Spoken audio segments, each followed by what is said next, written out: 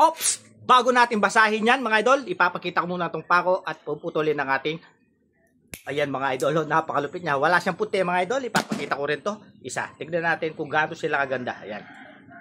Oh, lupit no, wala silang puti mga idol. Pag umorder ba akong ganyan, ganyan ba talaga ang i-deliver? Yes, ganitong ganito ang i-deliver nila mga idol, ganitong ganito.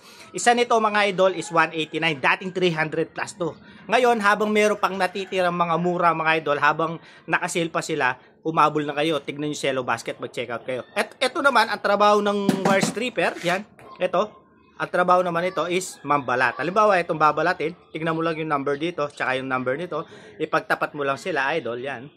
Tapos ganyan mo lang, para ka lang walang ginagawa. Napakadali ang magbalat at maggumamit ng pliers na maganda at heavy duty. Sana idol, sana nasagot ko yung tanong mo, no? Pag umorder ba akong ganyan, pag umorder ba ako, ganyan ba talaga ang i-deliver?